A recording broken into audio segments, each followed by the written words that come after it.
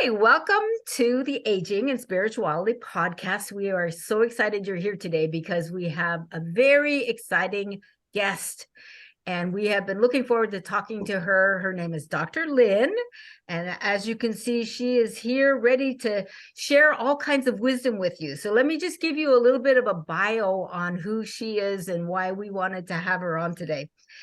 Dr. Lynn is a naturopath. She's a yoga nutritional therapist. She is a karma master, which we're going to really get into today. We're very interested in talking about that. She's published 2 series of books. She's an international speaker. She's a teacher, and she's also a TV producer. We're talking about a woman that has over 30 years of experience in the holistic field of health and fitness. So, wow. What a great resource for all of us. We're very excited about that. It's really a treat to have her here. So she speaks on a lot of topics. If you go to her website, which is actually spelled Doctor in full and then LYNN.com, you're going to find all kinds of things about nutrition and prosperity and purpose and vitality. These are all things that I know our listeners are interested in. So go ahead and take a look there. But today we're going to focus, this podcast is really primarily focusing on women over 60 who are interested in realizing their full potential. We mean the kind of things that they haven't thought about until now, the things that have been hanging there waiting for them to have time when they're not taking care of everybody else. And now they've got time to focus on their own lives and they want to accomplish some things. So my partner, Chris, who we didn't introduce ourselves, I forgot. I launched in. I'm Kathy, and this is I'm Chris. I'm Chris James. I got excited. You see us every week, so hopefully they know who we are by now. Okay, so we are longtime yoga practitioners, as we were talking a little offline up front. And what we were really interested in Dr. Lynn's bio was the work that she does about karma that can bring you health and happiness. She says wealth and peace and fulfillment into your life. Now, who wouldn't be interested in that? So that's where we're going to begin our conversation. So our first question for you is, I'm sure our listeners are curious about how you got into this. So could you give us just a little brief summary of how you chose to do the work that you're doing for this lifetime? Well, I go all the way back to many years ago. I was a single mother, 2 children, and on welfare. I really had my back against the wall and made a decision to go back to the university and study. And of course, you can imagine with 2 young children and trying to work and go to school, it was quite a feat. And at the end of graduating, and I'm a type A, so I had to have, I wanted a 4.0, but I got a 3.8, that kind of personality. Yeah. I had what was called a complete burnout and collapse, mentally, physically, soulfully, just everything. And it was just, the stress and everything. It was just a total collapse. And going back onto my background, I grew up in a very rural area, and I grew up in an area where we didn't have a doctor. I grew up in an island off the coast of Maine, and we did a lot of folk medicine. And so it kind of took me back to my roots. And I thought to myself, there's got to be a way to get myself back without taking drugs, pharmaceuticals. That wasn't the route I wanted to go. And so from there, it led me into naturopathy, studying that. And it also led me into studying yoga. And I found, I say to people, those 2 things really saved my life, because they put me on the path of, looking at how to naturally and holistically take care of myself. And when I could do that, as they say, physician, heal thyself. Once you've done that, then you can reach out and help other people. And that's been my mission. Wow. What a story. It's crazy. It's crazy how, right, Chris, we have to have breakdowns to get to these places. It's I have a similar experience. Yeah. We have to get to a place where we're reaching for something, and then we find it. We find that step in growth. It's so true. So we'd like to start out by asking you, what karma yoga is for you. I mean, we've practiced yoga for a long time, and for us, karma yoga is a very essential part of our practice. And it's essential to growth and development in yoga, to having a deeper experience in meditation of peace and well-being. And so we'd love to know exactly what it means for you. Okay. Well, I'm asked this question all the time about what is karma. And I always like to start out by saying it's not pop culture karma. It's not about good and bad. It has nothing Yes. to do with that. And of course, that's when the jaws drop open and they're like, because they're expecting me to say, well, if you're a good person, good things come and it's all easy. So just be good. But it has nothing to do with that. As you know, everything is about energy. And that's really what karma means. It means cause and effect. So, if you don't like the effect of something, look to the cause. It's simply energy moving, because karma doesn't, it is not about judgment. It's not about good and bad. And that is what judgment is. It's deciding whether something is good or bad. And just to use kind of an analogy to tell you is, I say to people, I could go out and I could steal something. Okay, so I go out and steal something, but I never get caught. Okay, so I never get caught. I never have to pay for it. Okay, I never get caught. However, in my consciousness, I am always looking over my shoulder. Yep. Right? And I'm always wondering. And so I have to live with that the rest of my life. So I may never get caught. So it's not like I steal something, I get caught, I get thrown in jail. I have to live with that energy the rest of my life. And what does that energy do to my body, my mind, and my soul? So that's where it kind of all begins. Boy. Great. That's great. And so how does it inform your work? My work that I do? Yes. Well, I'm a naturopath. And as a naturopath, our philosophy is that you are body, mind, and soul. And there are three elements of energy. And what we believe is that you need to balance and bring all three together in order to have perfect health. And if you think about this, if the body is in perfect balance, the mind is in perfect balance, and the soul, you do have perfect health. So it's when we work with people, we work with all three of those components. If you separate that, a physician works with the physical part, a psychologist works with the mental part, and let's say a religious leader works with the soulful part. But we believe those three are integrated, which is yoga, because yoga teaches us we are yoked together. We are body, mind, and soul. We are not separate things, and we need to bring balance into all three of those things. That's an amazing segue that I want to talk about.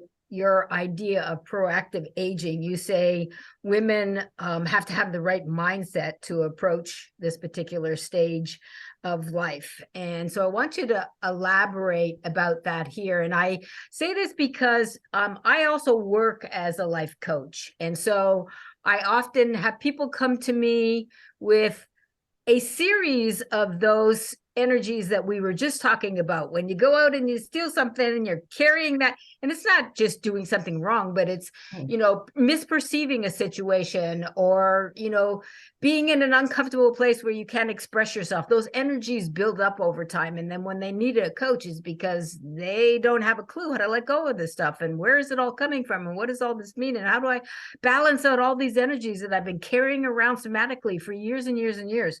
So let's say we, have somebody at 60 and they've never practiced yoga and they don't understand, what has energy got to do with me trying to have a decent physical, experience, or a mind and emotions that can't get calm, when they come in. And Chris is a yoga teacher. They come in and they want to learn to meditate and they cannot because they are so imbalanced. So talk a little bit about that. Elaborate about your concepts on that. All right. Well, what I teach my students is that, we have what I call three major mindsets. And there's a closed mindset, there's an open mindset, and there's an adaptive mindset. Now, I will share with you that I'll use myself. I just turned 70 this year. That's a big milestone. I'm a grandmother. So Lynn turned 70 this year, and she's a grandmother, and there's things I can't do anymore. That's closed. Okay. Lynn turned 70. She's a grandmother, but she's open because there's all kinds of things she can do. There are different things she can do. Her world is opened up now. She doesn't have the pressure of young children. There's all that. And then there's adaptive mindset, which is really, really key because in life, we all have to adapt. Life is a constant process of adapting. And an adaptive mindset might say, well, let's say I've got some arthritis and it's really kind of difficult for me. And yoga kind of intimidates me. There's a way to adapt, to be able to do the poses. And so when you take someone and you show them, well, you don't have to do a down dog, you can do a puppy. And maybe they're down and that's easier for them to do, right? But that's being able to adapt. So whenever my students come in, and a lot of them are older students, I say, that's what it's about. If you can't adapt to life, you got a problem. You've got to be able to adapt and be comfortable with it. Right. Because as we know, and I know you guys will share this with me, yoga is not about competition. No, boy, that's the first thing that we teach them is don't try to go past your point of stress. Don't, it's all about releasing. It's all about learning to let go. It's all about surrender, which can be a very foreign concept. And when you get to say you're 70 and you don't understand how to surrender, you're really going to suffer. Oh, absolutely. And it's not about competing with yourself either, not just not competing with others, but that's part of that surrender, that openness. Yeah. And that type A personality, like I am as well, loves to compete with themselves, like Chris and I talk about this often because I'm also a tennis player and I get out there and try to act like I'm 30 years old. It's ridiculous. But there is that cycle going on in my brain that I'm still trying to be, the athlete that I was back then. It's really hard to let go of, but it is one of the things. You're so right. You have to be open to new ways of being when you get older, because there are things that you won't be able to physically do. Well, everything changes. Your body changes, the way you look at the world. Everything changes as you go through the different decades, we'll say, in your life. Right. And we do have to adapt. You're a tennis player and you love playing tennis. You can't play at where you were when you were 30 years old, right. But a closed mindset would say, well, I'm old, I can't do it anymore. Right. That's not true. All you have to do is make those, once you learn to adapt, then you begin to embrace it in a different way. But you're absolutely right. We are us type A personalities. We compete with ourselves too. We guilt ourselves. Right. That's so true. You're not perfect enough. You're not doing it right. Exactly. Are you getting lazy now, girls? I mean, that place, Lynn, are you getting lazy? No. That's very true. But okay, so that actually segues into a question I was just going to bounce off of, and that is, as when we get into this, I keep calling it third stage. I got to find a name for this, like when you get over 60, being an accomplished athlete is a hell of a lot less important than it was 20 years ago. So, you start looking at life in an entirely different way. All the things that mattered to you up until this point, including the thing of your children, your friends, your partners, your caretaking, if you've had to go through that. All, women, our generation, I'm talking about, not the Gen Z or even Gen X, were raised to be caretakers, and we had a whole different viewpoint of life, and then all of a sudden you're 50 or 60 and you're thinking, I don't even know what I want to do with myself.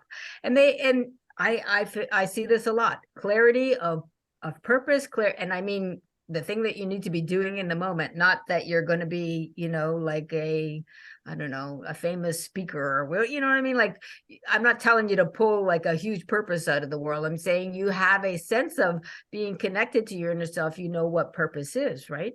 So how do you see that? Don't you think that when we get older, that happens to all of us, we start to really introspect?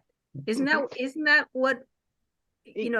Yes, it's very interesting. I just had this discussion with a very good friend of mine who's a couple of years older than I am, and we were discussing about, your values, the values that we had coming up as young professionals, right, is very different than the values that the young people have coming up today.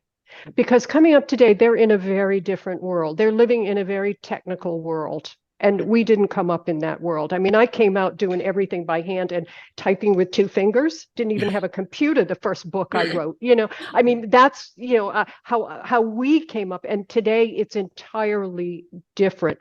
So there is kind of that confusion because we're all still very vital people. Right. And we're strong women, and we have all of a sudden we have all this wisdom, right? That's true.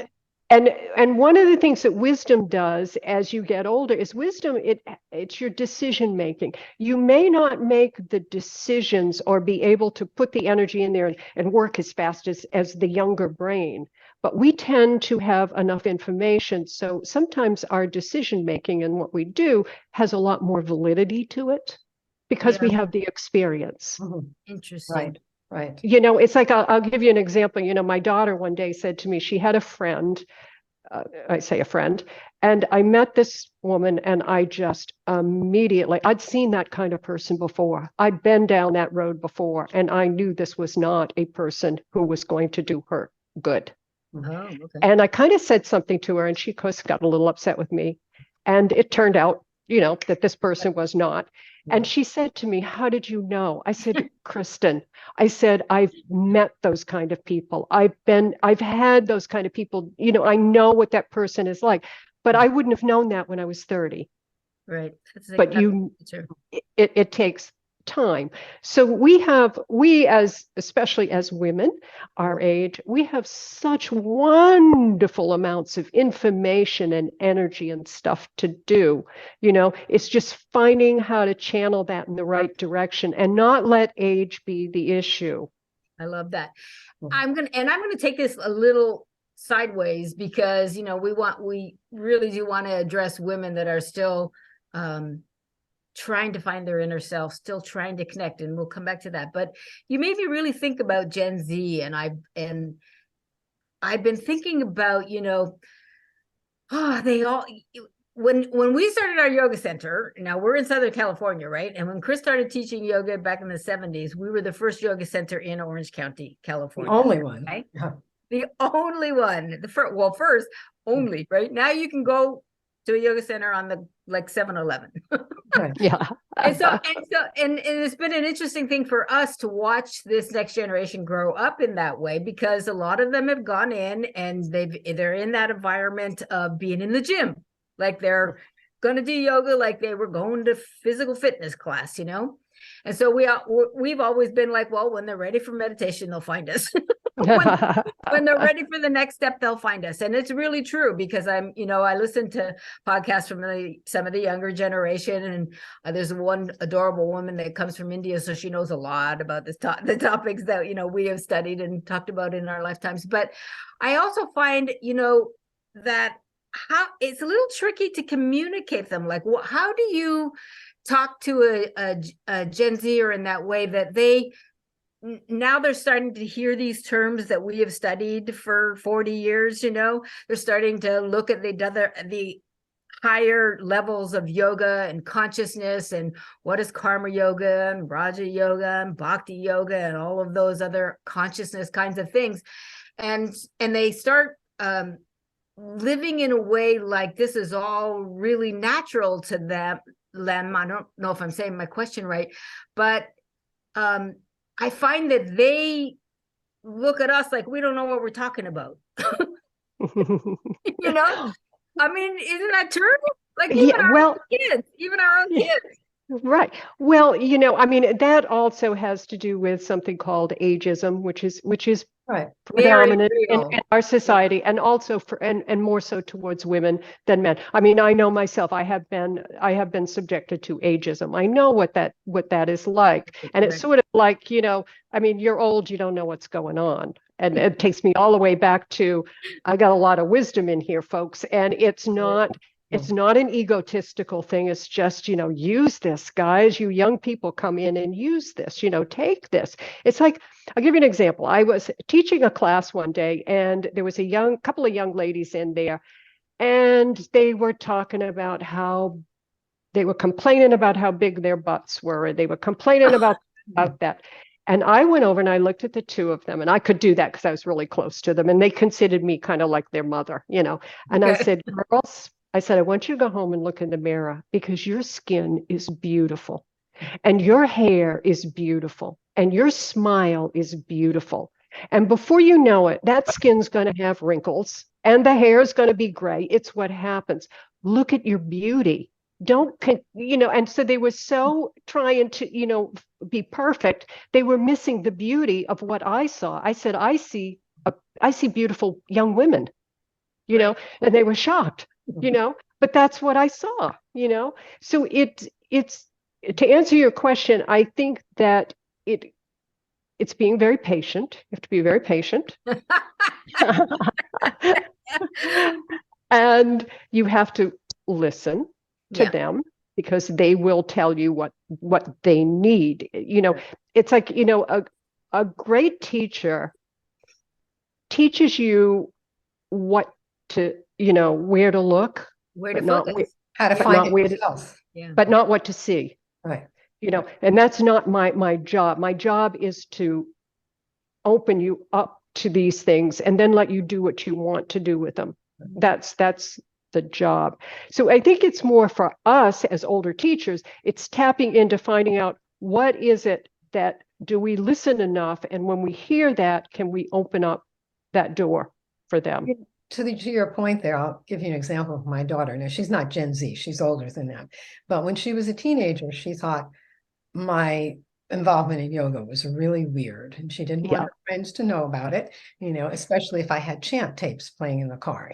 So yeah, I get it. Yeah. So then she got a little older and yoga became mainstream. And, she grew up around it. Since she was 4, she grew up around the depth of yoga, and so her friend wanted her to go to a yoga center with her, and she did. And she went to it and she came back and she called me and she said, Mom, it's just not real yoga. She said, it's like going to the gym. Like she knew the difference. And so I didn't say anything. I just let it go. And then a few years later, she called and she said, can you teach me to meditate? And she, at a time when she was ready, she was ready to do it. And then I could offer it. And, as it turns out, so much of what she grew up with, she's like karma yoga and that kind of thing. She's very aware of that, but only in the time when she was ready for it. But right. To the ageism, there's lots of other areas. That area is one area where she's really open, but other things still, as you said, she hasn't gotten there yet. But I think that is the process for us. And as women over 60, we have so much knowledge, and people see it in the way we live our lives. They see it in our health and our well-being and the love that we can emanate. Well, one of the things that is, I think women over 50 just start to get beautiful over 50. That's my feeling. And what part of that whole process is, when you're young and you're a female, let's be very honest, it's very competitive, and females are very competitive, and they compare, and it's, how's your body and your hair and your looks and all of that stuff. But then you reach this point when you start to make that transition over, and we begin to see each other for what we really are, which are beautiful women. Yeah. And we're not so caught up in, the classic beautiful face and body and all of that stuff, but what's going on inside. And I think that's the wonderful thing for women as we get older, rather than looking at it, you can look at it, oh, my skin's getting wrinkled, oh, my hair's I'm sagging, or you can look at it from the beauty that's really there within. And I find my women friends and students who look at it from that way, they look so much younger than the other ones. They're so much prettier than the ones that are, I'm old.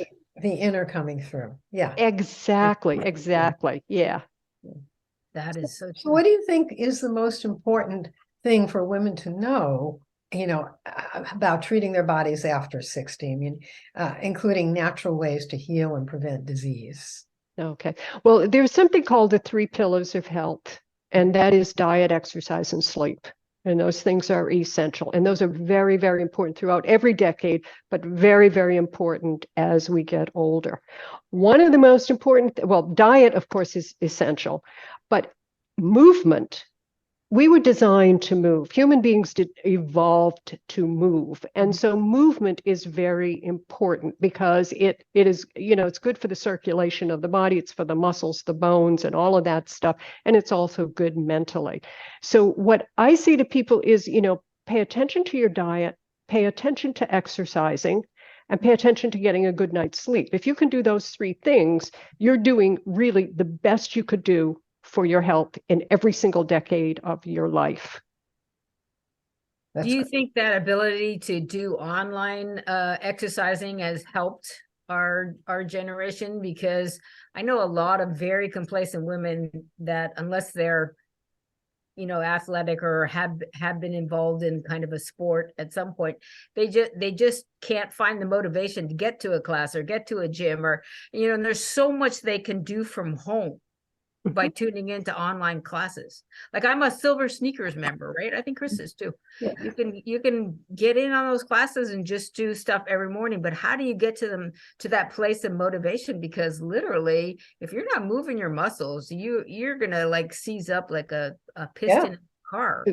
Yeah. Well, I think part of it is being a role model yourself. Yeah. I mean, that's very important. So when people, see me, I mean, my guru, when I went to India, I said to my guru, I said, how, I really want to be the best teacher I can be. What should I do? And he said, live yoga. Yeah, that's the truth. And so I can't stand up here and preach to people and say, well, you need to eat a healthy diet, you need to exercise, and you need to get sleep if I'm not doing it myself. So many of my students and stuff, they see how I take care of myself, and they want that same energy and that same stuff. And so what I try to do is every time I teach, I always bring something into it that's not just yoga. There's also naturopathy that comes in. So I combine the two, so that my students are always getting something that might just remind them. I'll give you an example. I taught a class yesterday, and what I taught them about was their teeth. And everybody looked, and I said, this jaw, this is the most important joint in your body. And we have yoga face exercises that we do. And of course, older women love the face exercises that we do. But I wanted to point out to them that your teeth is an important part of your body, everything in your body. And you need to think about that because your teeth are really important. If you can't chew properly and digest properly, I don't care how much yoga you do, you're going to be in trouble because it all begins, you have to have your digestive system working properly. So I think it's about, educating people and keeping them surprised, maybe, give them things to think about. Yeah, exactly. Because we're living beings and we don't always do everything right. And so we need to know how to get back in alignment if we go off, Exactly. And that it's okay, that's a really good, it's okay to get off and to come back, because that's life. Life is like this. Right. We hope to get like this. That's what yoga wants. It wants us to get here, but life is really it's very chaotic. It's a chaotic world out there. So what do you do with your internal world? Is it chaotic, or can you get that one at peace? Because if that one's at peace, you can deal with the chaos of life because it's not going away. Right? That's right. That's what we always tell people about yoga. It's not going to change your external circumstances. It's going to change how you react to them. Exactly. To the table. Yep. And that's karma right there. That's karma. It's how you do because karma means work. And when you do the work, your life begins to work for you. Yep. Because you take that energy, and even though you will encounter people that are angry, you will encounter violence. That stuff has been since the beginning of time, and it's never going away. But you have now different tools to deal with it. And that's really what we want. Yes, for sure. So I'm sorry. I was just going to ask what you think the most important lesson Karma Yoga has taught you in this. The most important lesson that it has taught me to stop and take that moment and think and bring it back in. I'll give you the good example. Let's say my husband and I are having a little disagreement and I'm getting angry and I yell at him. Okay. Mhm. I'm angry. That anger is mine. He Mhm. didn't make me angry. That Mhm. anger is inside me. And that, according to karma, is one of the great passions that get us into trouble. So, what karma has taught me is when those passions and those emotions and feelings come up, which they do for all of us, we are not saints, those things come up. It has taught me to take that one step backward and say, oh, this is anger. This is what anger feels like. It's inside me. How do I deal with it? And when you do that, then you take that breath and then you say, I approach my husband in a different way, and we are able to resolve rather than it escalating. So it has taught me to take that breath, Yeah. Right. that moment. Important. That actually just you just kind of answered the question I was going to ask you next, was how to use that to bring peace. And that's exactly what you do. You take responsibility for what's going on. It's your emotions and you need to deal with it, and you flip your response. You can take a breath and you can not be angry. I think Gurja used to say, take 5 long, deep breaths. You can't possibly be angry after that, right? Right. And now you're in a whole different space to share and express from your inner self. So, well, what about, let's take another example. Like, how would someone use karma yoga to get clear about, say, what their purpose is or what they feel like they should be doing with their life? Well, when we intuitively, when we open up the third eye, when we get into our intuitive selves and we really can open that up and take a look at it, we all intuitively know the things that we're drawn to.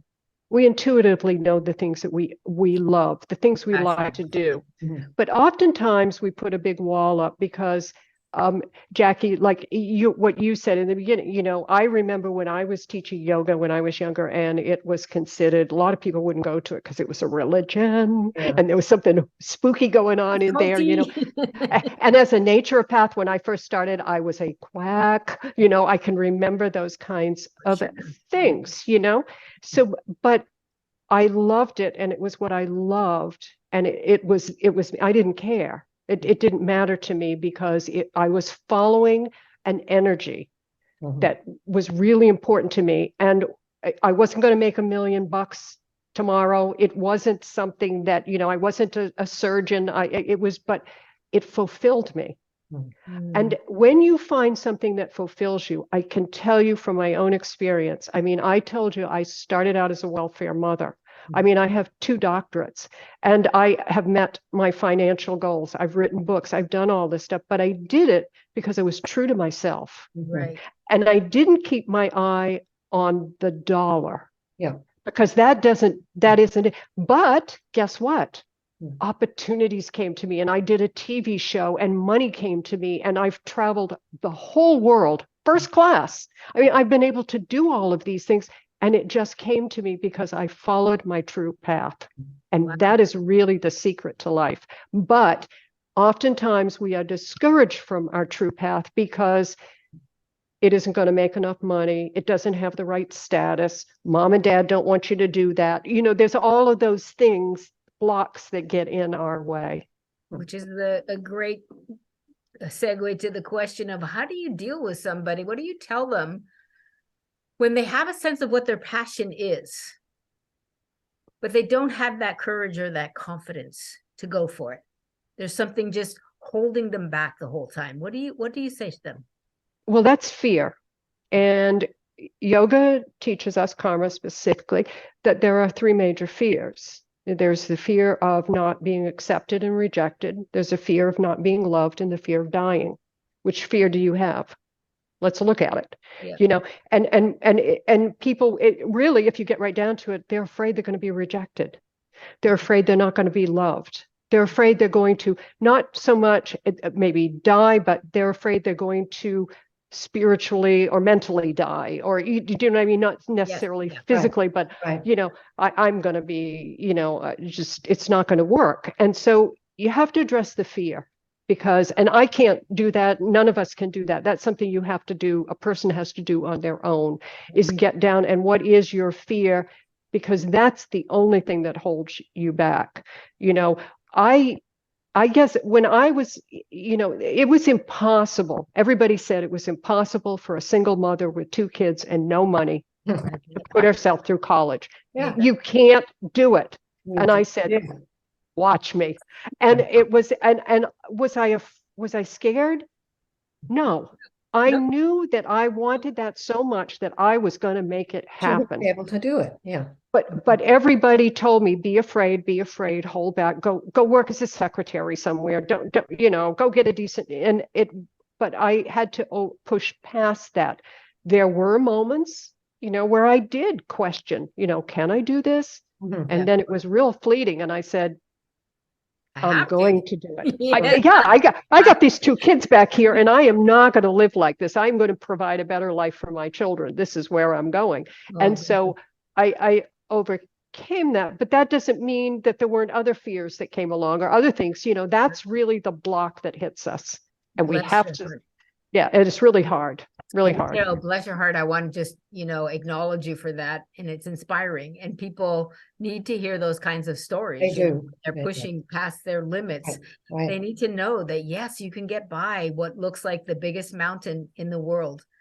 It can happen. And oftentimes children are great motivators. And, just to wrap up that conversation about karma, Chris and I were talking about this on another cast. And that was that karma, when you get outside of yourself and do selfless work, Mhm. it takes you past those fears. Yeah. You're not thinking about, what I'm afraid of. You're not thinking about, I don't have confidence. You're doing something for someone else. And that stuff tends to dissolve and move away, But listening to you talk, what I'm interested in now is, okay, you had all these challenges and all this stuff going on in your life, and somehow you got over all of these mountains, right? But what I haven't heard you talking about is, well, I heard you say enough to know that now you had a teacher, you had a guru. How did that come into your life? That was a huge blessing. How did that happen? I would say that I had many in my life. I had many people who helped me along the way. Wow. And so I wouldn't say just particular one person, but Okay. I was a very fortunate person that for some reason I would bump into these people and someone would see a light in me, or they would see something in me and they would encourage me and they would support me, or they would direct me in a different direction. But you have to be open to that. Yeah. And that is one of the things that, karma yoga teaches us, that when we block knowledge, block being open, if you block that, and I say to you guys, let's say I get on here and I say, well, I have a PhD and I know everything. Okay. Then what's happening is I'm putting a block up there, and that's going to impede my progress because I don't know everything. I know this is how much I know of yoga.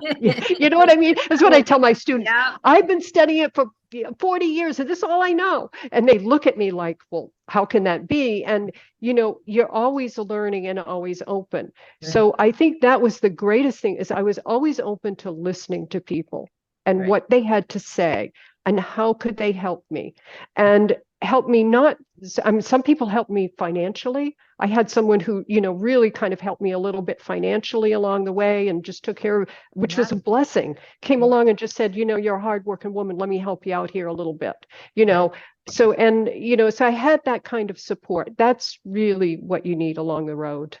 And it I sounds like think you had all the right attracted that kind of intentions. support with your openness. Pardon? You attracted that kind of support with your openness. Yes. And I think when you see someone, I grew up on a little island off the coast of Maine in a little fishing village. And I mean, talk about yoga. I mean, that wasn't even, nobody even knew what that word, I'd never even heard that word, So I was, coming from that place, but I came from a background where people were honest. People took care of each other. People had a sense of community, and people worked hard, because if you didn't work hard, you didn't eat. You're fishermen. It's a poor, and so that energy. I think I was very blessed. This is karma teaches us, we come and we are born in a place that allows us to be who we are. And I was blessed with being born poor little fishing village, but it opened all those doors up to me because people could see the work ethic, the tenacity, where I was coming from, and that attracted that energy back to me. People would say, oh, she's a real hard worker and she's a real honest girl. Let's help her out. And that's what comes back to you. That's so true. I had a similar background, and I would say exactly the same thing.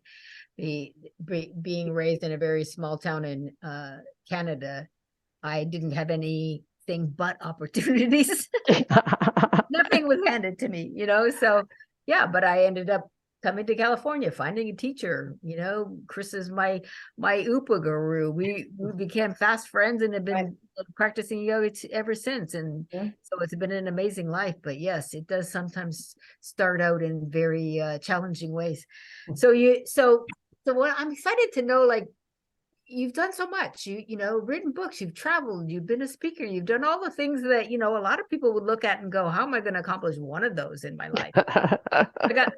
I think about that too. Should I be on the speaking circuit? Not that I really want to, but I like being on the podcast and, doing what we do right from our homes and stuff. But okay, you're looking over like 30 something years, TV, producing, doing all that kind of stuff. What would you do? Well, okay, so what would you say to your 18-year-old self now? Looking back, what would be the best advice you could give your 18-year-old self starting out now?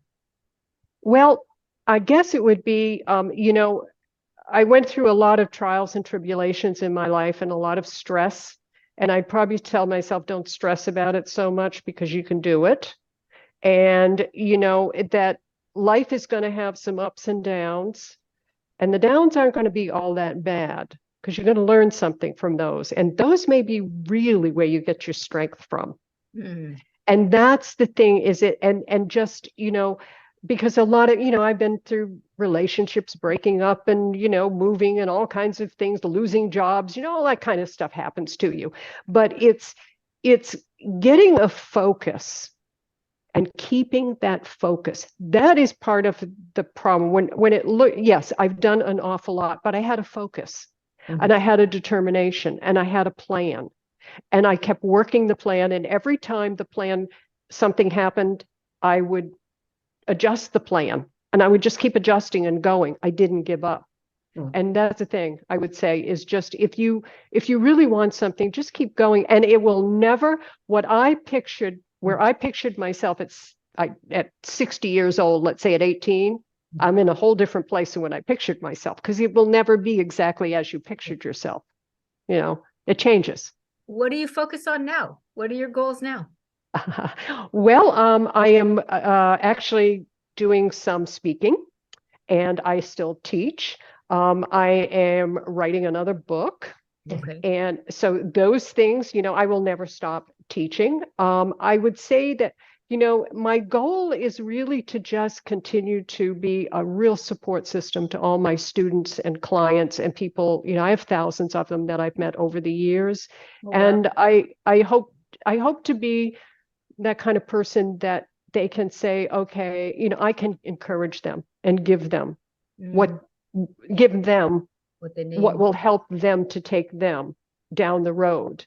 Because that's really why we're here. We're not here to, feather our own nests. That's not what it's about. It's about, if I'm doing my work as a karma person, if I'm doing my work, I'm giving.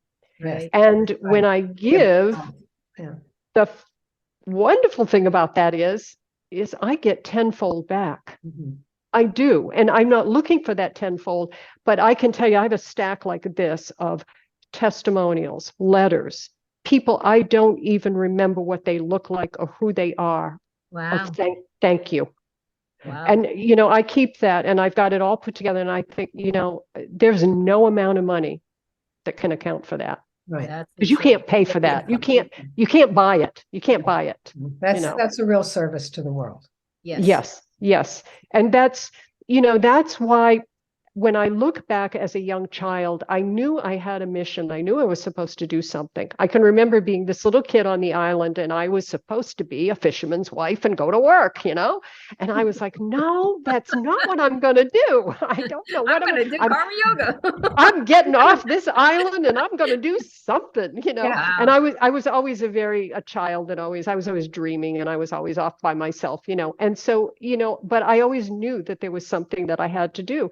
And I feel I feel that I followed that mission, But I would say that karma teaches us that when we reincarnate, whether you believe it or not, but believes in reincarnation. When we reincarnate, we come back and we choose our mother and our father and the place that's going to help us to move our karmic work. So you could be, I was put on this little island, and it was a wonderful teaching ground. So we choose that, and then it's what we do with it, And that's if we learn the lesson or not, and that's it. It gives us the opportunity for growth. Absolutely. Yep. So I'm a little interested. I know we're getting up there in time, but I'm interested in had said at one point you're a type A personality, and I'm a type A personality, and then some. And, Chris and I have had so many conversations about this, because has been my biggest lesson in yoga, is learning surrender, and literally moving from being a will-centered person into a heart-centered person. And I will, I'm sure, go out in this lifetime trying to figure out what the heck that means and how that manifests in my life. Like, how do I respond differently to the world? And of course, the overarching theme is, when life comes at me, I'm not trying to factor it all through my brain. I'm trying to process the energy through my heart. My empathy and compassion has grown in leaps and bounds because of that particular practice. So I just kind of wanted to ask you, like, I wrote a book back in 2015 about that particular transformation. How, looking back over my years of studying yoga, how the heck did that happen? Like, how did I go from being very Rajathic to trying to move into a very Bhakti environment, which, by the way, that the Yoga Center of California is just full of Bhaktis. I was the odd dinosaur out. So I've really been surrounded by beautiful people who know how to be in a space of love, and I still feel like I'm learning that.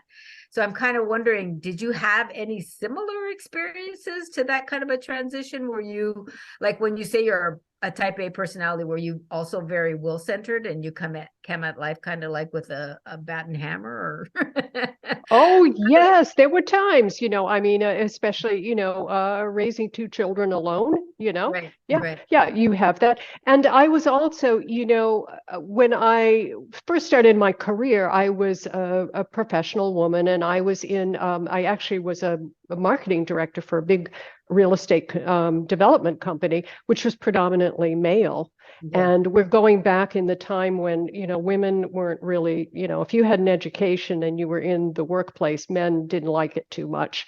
And so I can remember having to be very, very tough at times. Yeah. And also putting, because I was the breadwinner too. I wasn't just some woman who was, working a job and my husband had a great job. I was the breadwinner. If I didn't bring the money home, we didn't eat, and it was that was a very difficult time in my life, because I was in Maine at the time, and Maine was a very, let's say men were very chauvinistic at that time. And we were just coming into the women's movement, the women's, I was part of that whole thing. So I would say, yeah, I had a hammer then. Has that softened for you? Do you feel like you're empowered as a female now to do more? Absolutely. Yeah. I do. I've accomplished the things that I wanted to accomplish. I still have more things that I want to accomplish, but I don't, I don't let people intimidate me, because intimidation is fear. Mm-hmm. And if someone wants to be rude and chauvinistic or whatever they want to be, that's on them. That's not on me. I don't internalize it. Yeah. I can step back and I can look and say, that person must be a very unhappy person. Person must be very insecure. I don't take it on and I become the insecure one, which is what happened when I was a young woman and I went out. The guys would try to beat you down so that you were like, oh, maybe I'm not cut out for this. Maybe I'm not smart enough. And to be honest with you girls, and this is not to bash men or anything, but there were a lot of times I was in the room, I was more educated and smarter than all the men at the table, Right. Thank God. Yeah. That's Yes. the truth. That's the truth. We've all been in Chris and I both work in the corporate worlds and in high tech. We've all been in, but that's the beauty of being wise after 60. We know how this stuff works, right? Yes. We know how to get stuff done and we don't have to fight with ourselves and try to prove it to ourselves. We stress so much less about that, which is great. We just go about living our lives and loving people and getting stuff done. That's right. That's right. Well, thank you so much. I think this has been it's fun. Really eye-opening. I think, our listeners are going to get a lot of benefit from it. Is there anything else you want to leave them with before we? You guys are great. I mean, this is really fun. It's really fun to talk with people who really get Understand yoga, understand and ask the right questions. And I would leave everyone with, remember what I said, there are 3 pillars of health. Yeah. Diet, exercise, and sleep. And whatever you do, take care of your body, your mind, and your soul. This is just, it's a wonderful thing. Yeah, and we respect it and take care of it, take care of your health. That's the most important thing. Because without your health, I don't care what you're doing, who you are, it's over. Yes, you're going to do nothing but struggle. Your body's your temple, and it's been carrying you around for all these years. Yeah. Do a favor and take care of it, Yeah, and it's kind of nice. It's a great machine. It's been doing a lot of things, and it's got a lot more to go. It's very resilient, right? Yes. Very powerful machine, that's for sure. It can get healthy no matter what. It can take care of anything, So yeah, you can learn more about that from Dr. Lynn. Go to her website at drlynn.com. Thank you for showing up. We hope you enjoyed that. Send your comments and we'll see you again next week. Thanks for coming, Dr. Lynn. Bye. Bye. Bye-bye.